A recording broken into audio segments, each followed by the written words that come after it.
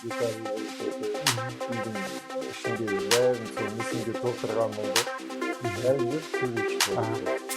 Үйреніп істейді ғой. Кейін сол димаш болып шықты ғой, аты шығып.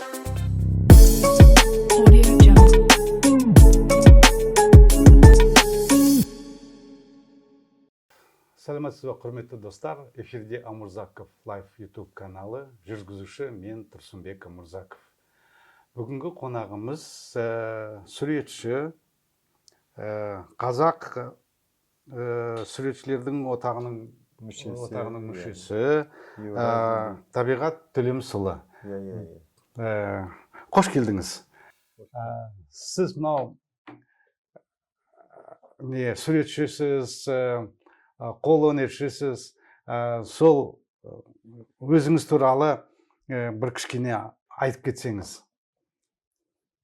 Өзім негізі Батыс Қазақстан елінің тумасымын, Орал қаласында.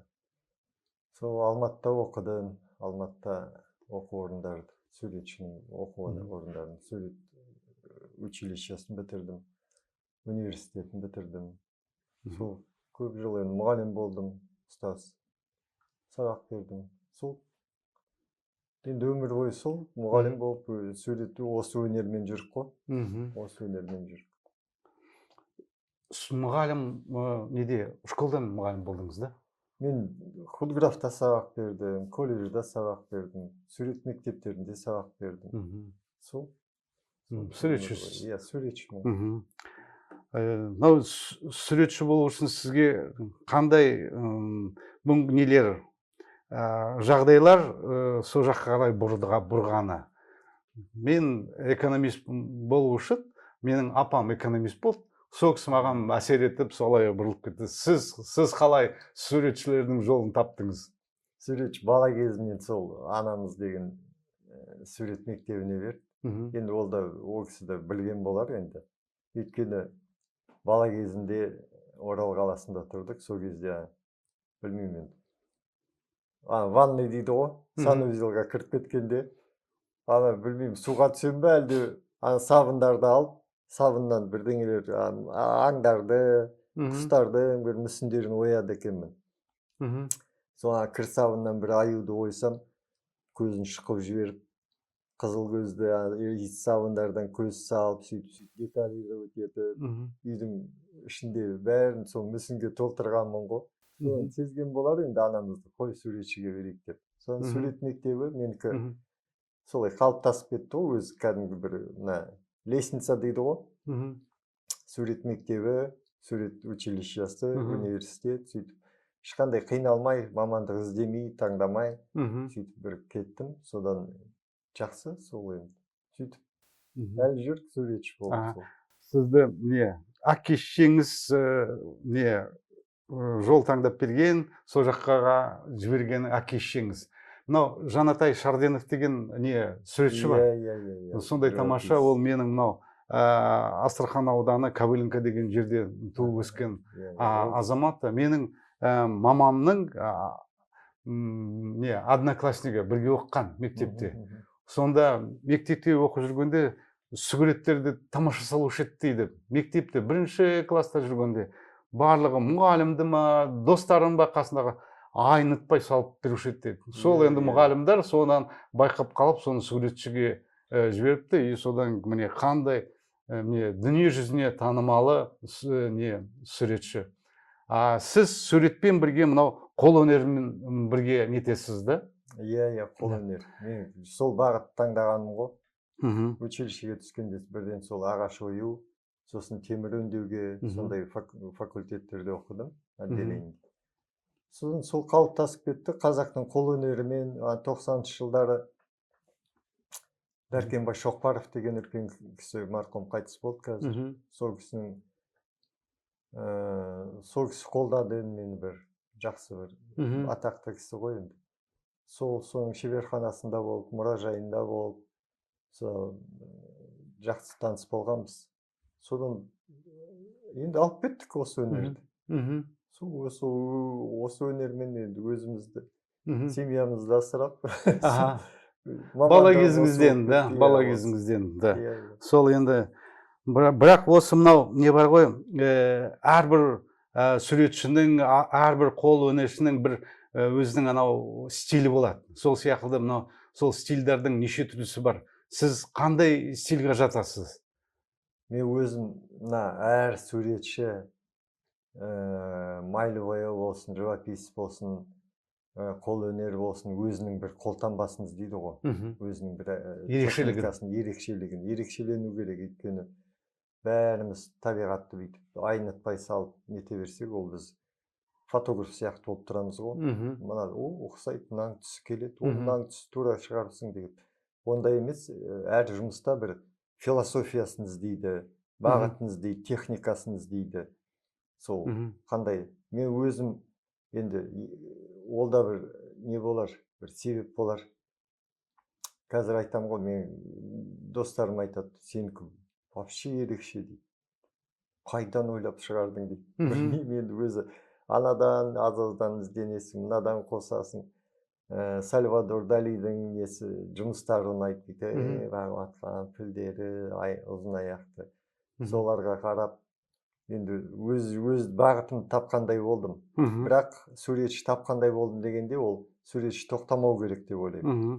Өлгенше, біткенше әбден ізденісте жүреді деп ойлаймын. Ол ізденіссіз суретші тоқтап қалады. Сол өмір бойы ізденісте бірдеңені көріп қаласың, бір жерде бір талдардан да жұмыстарым бар, үлкен тамырлардан мүсіндерім бар. Соны бүйтіп қарап, ана бұрын қолыма ара алып алып, жұмысқа да солай баратын едім. Худграфта сабақ бердім Оралда. Сол кезде араны футлярға салып аламын да, ерте шығамын да жұмысқа. Әдейі бүгін бір бағытта түсіп қалсам, бір 2-3 остановка жетпей әдейі түсем да, сосын бір көшемен жүремін, екінші көшемен бір күн былай, бір күн былай, сосын бүйтіп келе жатқанда бүйтіп қарап жүресің ғой, талдарды қарап. Бұтақтарды қарап, иә. Сөйтіп бір жұмыстар шығарасың ерекше. Сол ерекшеленуге тырысады әр суретші. Вот сіздерге, мына суретшілерге, қолөнершілерге шабыт қалай келеді? Вот мынандай бір тамаша суреттерді салу үшін бір ой керек, тағы да бір қозғалыс керек деген сияқты. Сіз сондай қандай уақытта сондай сізге шабыттар келеді? Кейбіреулер арақшы болады дейді. Арақшы болып та сонда жақсы шабыттар келеді дейді. Ондай да болады, иә. Оны білмеймін енді. Ондайға жоқпыз енді. Әншілер солай істеді, арақшы болады дейді, сосын өлең жақсы жазады дейді. Жоқ, ондайға шүкір енді, ондайдан аулақпын. Білмеймін ондай. Маған ой деген материалды ұстасаң болды келеді. Мынандай. Мынау бір қайсысы ғой? Овощной ящиктердің бірдеңенің пластигі ғой. Соның форма іздейсің. Ішінде бүйтіп отырасың да бірдеңені байқап қаласың. Мынаны менікі мына жұмысында мынау звериный стиль дейді ғой. Сакский нелерді қорғандарда звериный стиль деген алтыннан жұмыстар болды. Мынау сол құлаватқан ат қой, осындай не. Соны алып мен мына теріге керіп, бірақ заманауи осы заманда өмір сүріп жатырмын ғой. Мен енді одан ешқайда кете алмаймын. Техника заманы, әртүрлі материалдар, пластик шықты, темірі бар, қоласы бар, бәрін құйып жатыр, күйдіріп жатыр, пісіріп жатыр бәрін. Сол сияқты, иә, сол заманға сай өзіңді енді осы өмірде өмір сүріп жатқасын, осы ғасырда. Сол материалды да сөйтіп қараймын өзімді. Мына шағыстырам. Өткен заман мен қазіргі заманды шағылысы ғой, енді синтез дейді ғой. Сол мына жұмыстарын тағы. Мына жұмысым міне. Мынау ана сол Вана Дали деген сияқты өзімнің бір ізденістерім ғой. Мынау бір құс балапан көтеріп ұясымен өмірде кетіп бара жатқан. Мынаны қарасақ міне. Иә, мына құстың балапаны. Иә, құстың балапанның ұясымен, ұясы да ерекше бір техно ұя сияқты. Сол сияқты ғой, осындай бір не ғой? Жеңіл ойлану керек деп ойлаймын мен. Қатты күрделі, бүйтіп мен ауыр, ұзақ үлкен бір композициялар толтырып ішіне многофигурный деген сияқты істей алмайды екенмін. Вот сол сияқты енді осындай бір фигурадан ізденіс бірдеңе істеймін енді. Шабыт сізге өзінен өзі келеді да? Шабыт өзі келе береді. Тоқтамастан келе береді ғой. Кейде былай болады. Кейде бұрын үлкен кісілер айтатын еді, ерте тұру керек. Ерте тұрсаң бір ойлар келеді деп ойлаймын. Не болды? Сосын қазір енді жасыңда келіп жатқансың ба, ерте оянасың ғой. Сосын шеберханам төменде өзімнің үйімнің. Содан ерте сағат бір 5-терде, 4-терде кейде оянып кетесің да, шеберханаға түссең, былай болады екен. Миың сәл демалады ғой түнде. Жаңа бір таң атып келе жатқанда бір оянып келгенде, миың демалып келгенде бір ой пайда болады екен. Бүйтіп қарайсың да, сол кезде бір әдемі ойлар келеді, композициялар келіп қалады. Осылай екен ғой, шын екен ғой бұрын айтқандары деп.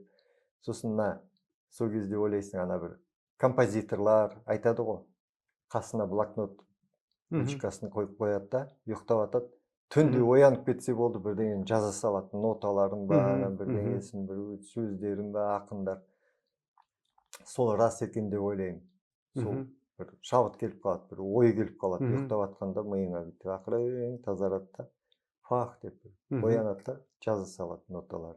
Сол сияқты бізде қазір солай болып жатыр, қандай сияқты. Ерте оянып, қазір сағат ауысты да, сағат 4-те, 3:30-да тұрып аласың. Тұрып аламыз. 4-те, 3:30, 5-те тұрып алып, сол шеберханаға түсесің, сол кезде бір әдемі ойлар келеді. Сондай бір ерекше бір қызықтар болады. Үйіңіз да, жұмыс орныңыз да бір жерде. Иә. Сол енді өте жақсы ғой. Жаңағы суретші Жанатай Шарденовтың картиналары ерекше ғой. Иә. Ерекше. Ондай мен басқа нелерді, суретшілерді көрген жоқпын. Сондай картиналары тамаша. Салуы да басқа. Ол банағындай өзінің техникасын іздеді, өзінің түстерін іздеді ол. Өзінің мазогын, қалай бояуды қалай салу, үлкен кейіс, мынандай жалпағы бар, несі бар, сөйтіп. Картиналары қазір қымбат, өте қымбат. Қазір музейда дүниежүзілік картиналар болып кетті. Сол сияқты вот мынау суретшілердің мынау үлкен жетістікке жетті деген нелерді, суретшілерді қалай нетуге болады? Ол сол үлкен биікке жетті, сондай үлкен суретші болды деген, соларды сіздер қалай бөлесіздер? Үкімет бір сыйлық бергеннен бе, немесе тағы да неден бе, или қалай нетесіз? Бұл үлкен дүниежүзілік суретші деп, қалай соны тануға болады? Оны тануға болады дегенде былай ойлаймын. Ол әрине суретшілердің арасында да бір қызғаныш бірдеңелер болады ғой, бір-біріне қызғанып, бүйтіп ондай. Ол жаман емес. Бірақ былай болады. Өз елінде танымай жүрген, бір шетелдік бір көрмелерге қатысады. Сол кезде әлемде бір жерде десе, уже бір, например, бір Европаға барып келді, бір-екі жұмысы қатты бағаланып кетті. Сол кезде әншілер сияқты ғой. Димашты айтайық. Қытайға бар. Иә, бізде жүргенде мынандай аздап шиқылдап тұрсың деді. Бірақ барып дәлелдеп келді. Ол Димаш туралы айтып кетсе, былай болды ғой. Мен шеберханада жүргенде радиом болды кішкентай. Соны қосып қоям да жұмыс істеп жүрем ғой. Сол кезде бір әдемі өлең шықты. Сол Димаштың дауысы екен ғой. Бір жақсы. Қандай Ақтөбеден дауысы керемет. Әйеліме барып айтам ғой, мынандай дауыс бар, күшті, кәдімгі әдемі екен деп. Кейін барып сол Димаш болып шықты ғой, аты шығып.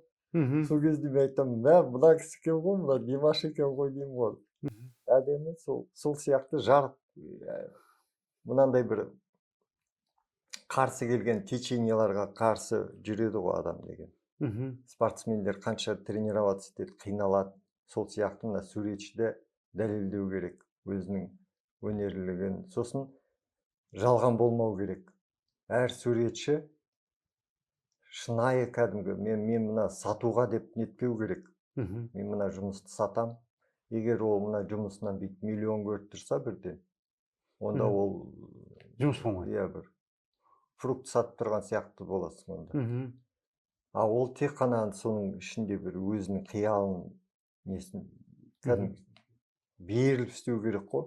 Өзіне ұнау керек. Әр жұмыс өзіне ұнау керек. Мен бір жұмыстарымды бітіргенше бүйтіп тұрамын да, мынау әлі бітпеген деп қойып қоясың. Айлап жатады, жылдап жататын жұмыстар болады. Кейбір жұмыстар былай болады.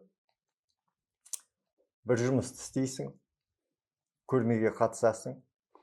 Ой, болды, бәрі келіп, ой, тәке, күшті екен, ой, жақсы, мына жұмысың удачный дейді ғой. Жақсы дейсің, ой, жақсы. Бірақ кейде сол жұмысты мастерскойда тұрады, көрмеден кейін. Отырасың да соны алып, бір жерін жұлып аласың да, басқа бір жерге қадайсың да, ана жұмысты өзгертіп жібересің. Вот сондай да болады. Басқа жұмыстар жетіп жатыр ғой, бастайтын жұмыстарың, басталған жұмыстарың, бітіретін жұмыстарың. А именно сол жұмысты бәрі мақтап бірдеңе, ой, күшті десе де, сен өзің көңілің толмай тұр. Сен соны аласың да, бір жерін жұлып алып, бір жеріне қайтадан етіп, түсін өзгертіп, тағы бірдеңе жалбыршақ бірдеңелерді қосып, тас қосып, темір қосып, соны қайтадан істейсің. Сол идеяны басқаша. Соны толықтырып, бірдеңесін бітірмеген сияқты болып тұрасың ғой. Сіз мына енді көбінесе сіз айттыңыз, сағат 3-те 4-те тұрамын, сосын неме мастерскойға түсемін, сонда жұмыс істеймін. Сонда шабыт сізге ыңғай таңертең келетін болды ғой. Бұрын жас кезімде мен наоборот сол 3-ке дейін жүретін едім.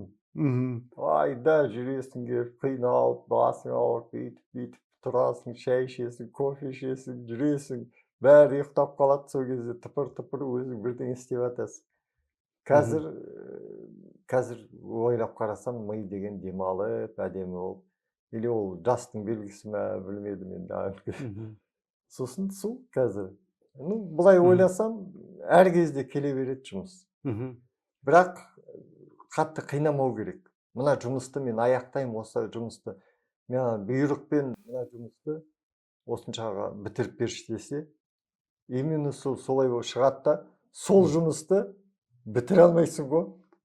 Иә, срок берсе, мынандай уақытта бітіріп берші деп. Именно сол срокқа уже айтылғасын ба, саған осындай уақыт бергесін ба, сол именно сол жұмысқа аласың да қырсығып қаласың ғой. Бітпей қояды ғой соны. Өйткені ана көңілің нетпейді. Ол менде тағы да 1-2 жыл жату керек болар, может, сол жұмысым именно. Пісетін кез сол болып тұр ғой. Вот сондай болады. Мынау енді былай қарағанда, мынау спортсмендердің аты шығу үшін, мынау олимпиадалар вот міне өткен осы айда олимпиада өтті Францияда. Өзбектің жігіттері, спортсмендері қандай үлкен жетістіктерге жетті. Дүние жүзіне өздерін танытты, елін танытты. Сондай Өзбекстан тамаша ел деген сияқты. Енді мынау суретшілерге де, қолөнершілерге де, оларға да сондай бір олимпиада керек па, выставка керек па? Сізге не қажет? Оған қандай мүмкіншілік жетіспейді? Сондай біздің Қазақстанның суретшілерін дамыту үшін, соларға көмектесу үшін не керек? Қандай әрекет керек? Үкімет жағынан, кәсіпкерлер жағынан, немесе басқа бір ойлар ма? Ол енді әрине ол бап керек қой, мына бап шабама, ат шабама дейді ғой. Негізі ол бапқа байланысты.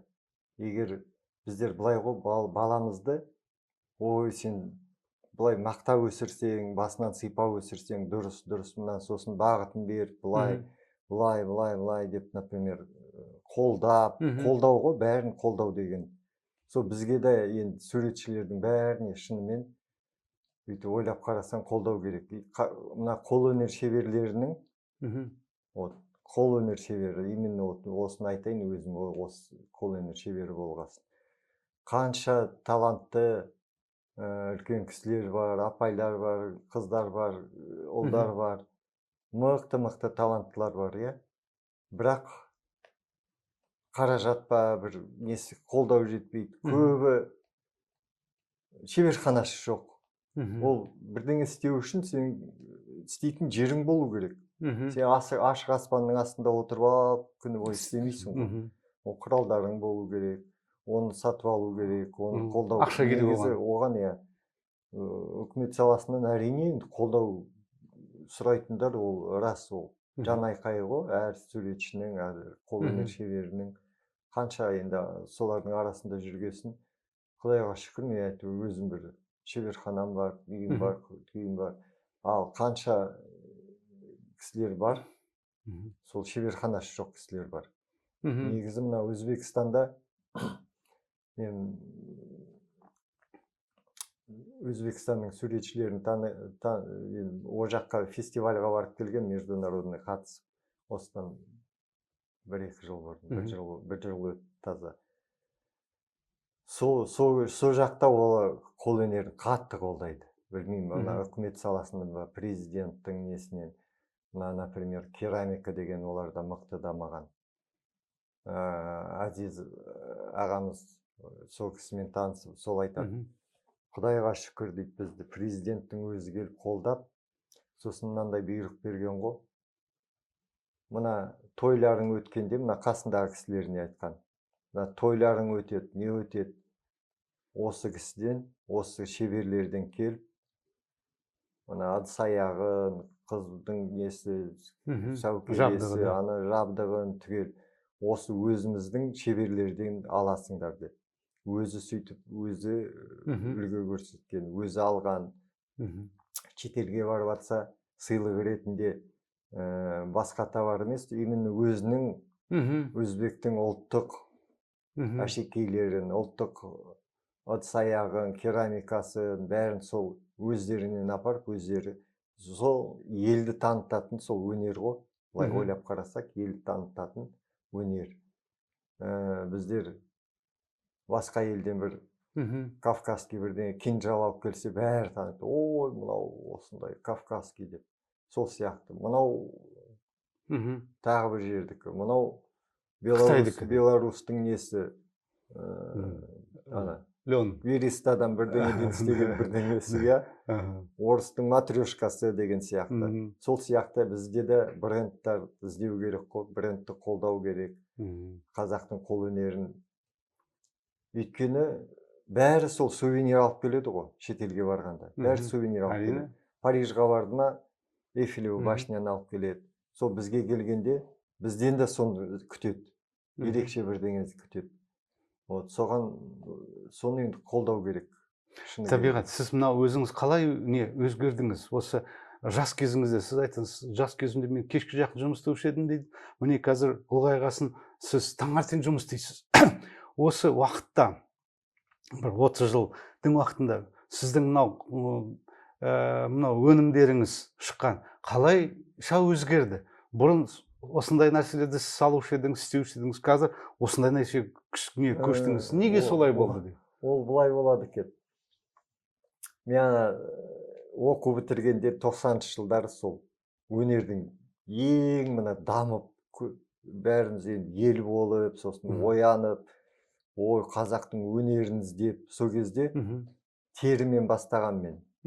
Тері, қазақтың сиырдың терісінен алып, өзім оқу бітіріп келдім да, Оралда орталық мұражайда жұмыс істедім, художник-реставратор болып. Сол жерге сарапайымыз болды, Сарыискайым дейді. Сол кісі қабылдап, сол қазақтың өнерін, сол кезде торсық тіге бастағанбыз. Торсық, оны Алматыда бастағам. Сол қатты қолдады бізді.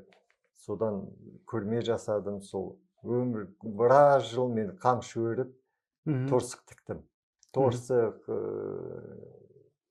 саба, мес дегендердің бәрін оюлап. Бірақ одан былай болады екен. Адам деген өзім енді ешкім ренжіп қалмас енді. Торсық тігетіндер ренжіп қалмасын деймін ғой. Өзім ойлаймын бір. Торсықты тіге бердім, неше түрлі ою салдым, былай шығарам, формасын шығарам. Бірақ қанша өзгертсең де ол торсық болып қалады ғой. Содан бір өзімді бір етікші сияқты сезіндім ғой. Етік тіге беретін адам сияқты. Қамшы өріп, етікті сол сияқты. Содан өзім ақырын кеттім. Басқа салаға кеттім, іздендім, басқаша істедім. Мүсіндер ағаштан оя бастадым. Ағашты ойғанда да өзім енді атын табиғат болғасын ба, мен ана бір жестоко ағашты кесіп, балталап, қашап, ондайға жүрегім неткен жоқ. Қалаған жоқпын. Оюлап, жыпырлатып, біраз бүйтіп жыпырлап, оюлап, қинап ағашты. Өзім білмеймін енді. Өзім ана айттым ғой бана. Талдарға қарап тұрасың да бірдеңені байқап қаласың. И соны сәл тек қатты қинағың келмейді. Бір жерін кесіп аласың да, бір жерін жұқартасың. Сәл бір тессең да бір жерін ақырын көзінің бір тесігін тесесің де, соның орнына бір басқа ағаш, тас па бірдеңе салып, сол сияқты ғой. Сөйтіп қатты қинамай сондай жұмыстар істедім. Ол да біраз жұмыстар енді ол кезде бізде батыста енді газ, мұнай дамыған ел ғой. Сол жақта шетелдіктер болды. Сол біраз жұмыс сол шетелдіктерге барып, енді күн көру сол болды ғой. Барып шетелдіктерге сатып жүрдім. Қайда ол кездесесің, айтады, фотоларын көрсетеді. О, табиғат. Вот твои, міне үйде, Чехословакия, Америка, анда-мында айтады, вот твои работы, міне үйде дейді. Музей жасап қойдық, қазақтың музейін дейді.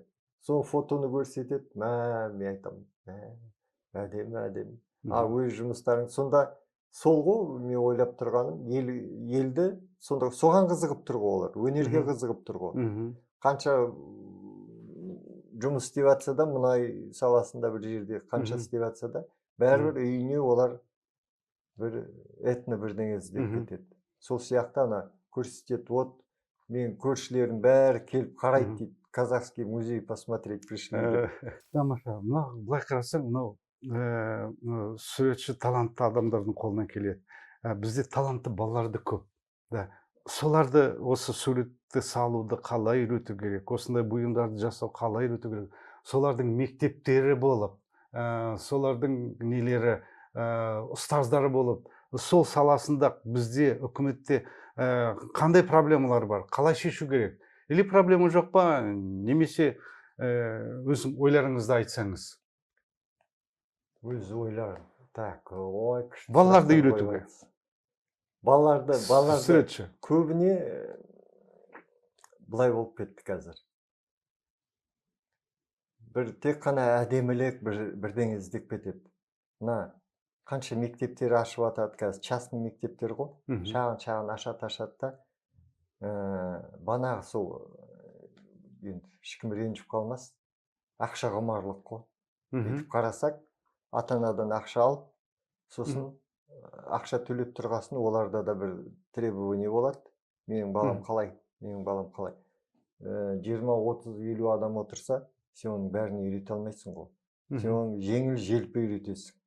Сосын ата-анасы результатын көрсету үшін, ой міне, сен ол баланы бүйтіп түрлі түсті бір ашық түстермен келіп, міне мынаны көшір, мынаны сал деп интернеттен көргеніңді көбіне сөйтеді. Салат-салатта жылтыратады да, тек алтынмен бүйтеді, алтын краскалар бар, солмен жылтыратады да, ата-анасына, ой міне балаңыз керемет деп, например, мақтай береді. Одан әке-шешесі де мәз. Ой, күшті, ой мен мақтап жатыр. Сосын айда почетный грамота не көп, қазір почетный грамота көп дейді. Шығара салады ғой. Ксерокстан шығарады да, ана бәрін распечатка типографияда. Атын жазады да бере береді. Ол құр мақтау деген болмайтын сияқты. Мұнда қалай үйрету керек? Үйреткенде нағыз суретшілерді жасау үшін. Нағыз үйреткенде көбі көшіріп салдырады. көшірмеймін. Бір кезде мен сондай мектепте сабақ бергем. Кәдімгі оюдан бастау керек деп ойлаймын. Қазақтың оюынан былай болды. Ат салдырам, түйе салдырам, қазақтың төрт түлік малы, соның бәрін, например, солар салдырып үйретесің. Сосын киіз үй салдырам. Сосын таулар, дала, ағып атқан өзен, сарқырама сулар, соның бәрін салдырам, жеке салдырам. Бір күн мынаны саласыңдар, бәрін ат саласыңдар. Ол бір тақтаға сызып бересің, ол әр бала әртүрлі етіп салады оны. Ол сол өзінің әртүрлі көреді, иә. Сонысы қызық. Бәрін, например, ой, керемет, мынауың жақсы, мынауың аздап, чөт-чөт бүйтіп қой. Мына жерін жұқарт, мына жерін қалыңдат деген сияқты азып нетесің. Бағыттап тұрасың тек. Басынан сипап, сонда ана бірінші ойлаймын қазақ болғасын өз еліңді, өз жеріңді, өзі киіміңді, ұлттық аспаптарыңды соны салдыру керек. Бізде қазір көбі былай салдырады. Білмеймін. Роналдо дейді да, соны айнатпай бәрі келіп жайда көшіреді. Оны айнытпай салатындар көп. Неше түрлі біреулерді, Бритни Спирс, тағы біреуді, әншілерді келіп айнытпай кәдімгі копия, менен артық салатын балалар бар. Кәдімгі до того копиясын жасайды, бірақ ар жағында ешқандай философия жоқ, композиция жоқ, тек қана көшіру. Көшіруге қолын үйретіп алды. Табиғат.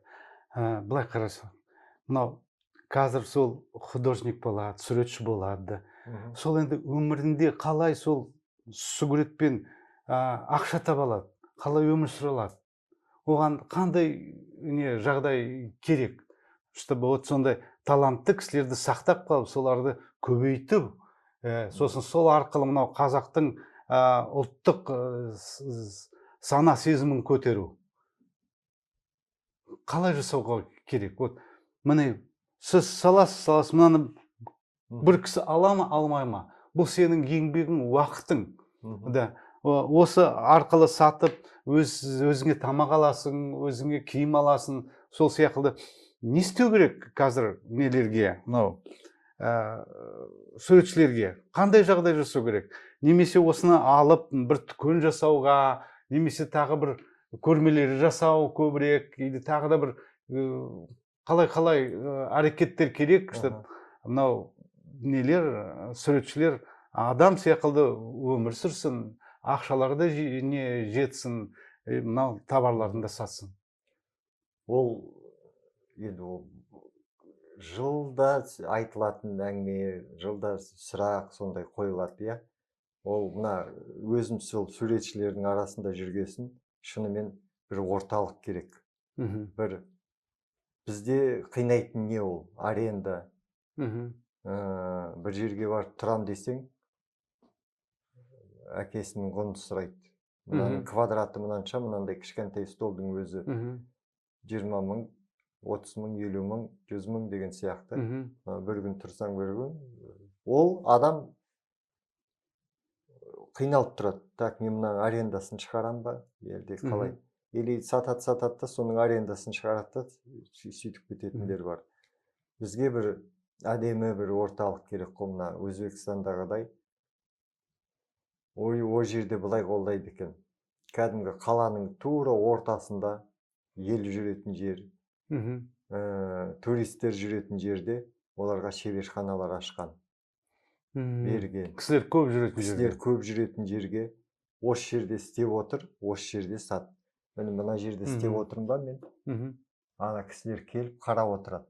Сен істеп отқан. Мына жерде сенің істелінген заттарың тұрады. Солай қолдау керек. Солай қолдау керек. Ондай болса, бутиктар. Бірінші сен жағдай жасап, сол бір жұмыстар өтетін дәрежеге жеткізсеңіз, иә?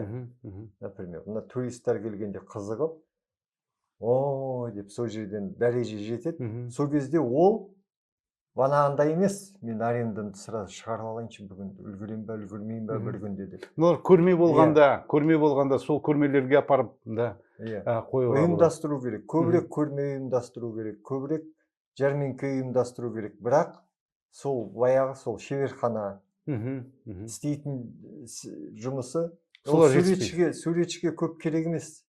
Ол өзі күнін өзі өзгереді. Бірақ оған мынандай біздер былай айтамыз ғой. Қалай? Маршрут дейді. Сол маршрут мына біздер айтамыз ғой, жібек жолында тұрған елдер дамыды. Солай ғой. Дұрыс айтасыз. Жібек жолда жүрген елдер қай жермен мына тропа жүрді, сол жерлер дамыды. Одан алыс тұрса, қырда тұрса бір қалада. Сол жібек жолдың қасында. Жібек жолдың бойында бір тұру керек. бутиктарың болу керек, шеберханаң тұру керек. Ал суретші, оның көңіл күйі жақсы болса, ол өте не болады, кең болады. Менің жұмыстарым айқай өтіп жатса, мен онда арендасында төлеймін. Қуана төлеймін. Қуана төлеймін мен. Рахмет. Міне айына қанша, коммуналдың қанша, мынауың қанша, бәрін төлейсің. Өйткені сенде жұмыстарың өтіп жатыр. Өйткені сен именно сол жібек жолы бойында тұрсың сен. Сол маршрутта тұрсың. Сол туристический маршрутты өте жақсы. Өткізу керек. Мынау ойлаймын, мынау біздің көрермендер, мынау сіздің жаңа қол өнершілер, суретшілердің проблемаларын көріп біліп жатыр. Сол сияқты кімде қандай мүмкіншілік болса, офистарында кісі өтетін көп орындар болса, сол жерлерге сіздерге шеберхана ашқызуға, немесе сол жерге выставка картиналарыңызды қоюға, мынау бұйымдарыңызды қоятын жағдай жасатуға сұраймын, шақырамын. Өйткені біз сіздерді қолдасақ, біздің міне сурет өнеріміз дамиды. Сіз арқылы біздің қазақтың салт дәстүрін дамытамыз. Сізге көптен көп рахмет. Ойларыңызға рахмет. Сіз тамаша суретшісіз. Денсаулығыңыз мықты болсын. Өміріңіз ұзақ, күндеріңіз сәтті болсын. Сізге рахмет, осындай жылы. Мына сіз айтып жатсыз. Мына осы сұрап, біздің мәселемізді сұрап, осы айтқаныңыз, соның өзі бізге уже бір бальзам болып қалды сразу. Өзіміз көңіл күйім көтеріліп, рахмет, рахмет деп сізге айтқаныңыздың өзі. Например, егер шынымен біздің қазақтың бизнесмендері жақсы бір офистар бар. Біздер жұмыс, мен нетіп келген жоқпын ба сізді? Бөліп жіберген жоқпын ба? Бөліп жібердім ба? Бұлай болады ғой, қанша достарым бар, майлы бояумен салатын живописцтар. Жұмыстары деген шеберханада толып жатыр, кәдімгі жүздеген жұмыстар. Соны ешкім сұрап жатқан жоқ. Тек қана мына бизнес-центр ма, соның мына бір жарларын, әдемі жарларын тесіп, рұқсат берсе, іліп қоюға. Ол осы бизнес-центрдің несі болады? Көркі болады. Және оның бір көрмесі болады. Ол мастерской шеберханада шаң басып жатқанша, оны так, мен келесі көрмеге мына жұмысымды шығарамын, ол уже көрме жасап жатса. Дұрыс айтасыз, дұрыс айтасыз. Жуырда маған бір топ Қытай келді. Бір топ, 20 шақты. Біз әрине соларға көрсетуге бір топ қазақтың кәсіпкерлері келді. Солар келетін уақытында жасап жіберу керек еді, сізді шақырып жіберу керек еді, сонда оны білген жоқпын. Бізде енді ойлаймын, қарап айтайыншы. Біздің енді бизнесмендер қанша Астанада қарасақ, жүздеген бизнес-центрлар бар. Әдемі холдары бар. Біреулерінде фонтан атып атады, бір жерде тағы бірдеңе. Бір болмайтын бірдеңелерді қойып қоятын. Қайдағы бір пластиктен бірдеңе бейткен шетелден алып келіп қоя салады. Ал шынымен бана сізге қытайлықтар келді, олар басқа бірдеңе іздейді. Ерекше этно бірдеңе іздейді. Сол сияқты сол әр бизнесмен бір қолдаса суретшілерді. Осы менің холым бар, әдемі холым бар, осында көркейтіп жіберіңдерші деп. Маған осындай бір делегация келді. Тамаша. Соған дайын тұрған жұмыстар өте көп. Жақсы. Жүздеген, миллиондаған жұмыс көп қой. Түсіндік онда. Табиғат, сізге көптен көп рахмет. мына ойыңызбен бөліскеніңізді, жұмыстарыңызды көрсеткеніңізге, сіздей суретшілер, қолөнершілер көп, соларды қолдауымыз керек. Өйткені сіздерді қолдап, біз мына ұлттық бұйымдарды қолдаймыз, ұлттық таланттарды көтереміз. Сол сияқты бүгінгі әңгімемізді аяқтаймыз. Сұрақтарыңыз болса, біз оларды табиғатқа жеткіземіз. Тағы да қандай мүмкіншіліктеріңіз болса, осыларды қолдайтын соларды сұраймыз. Қош сау болыңыздар. Табиғат, сізге көптен көп рахмет. Сізге де рахмет, Өреке.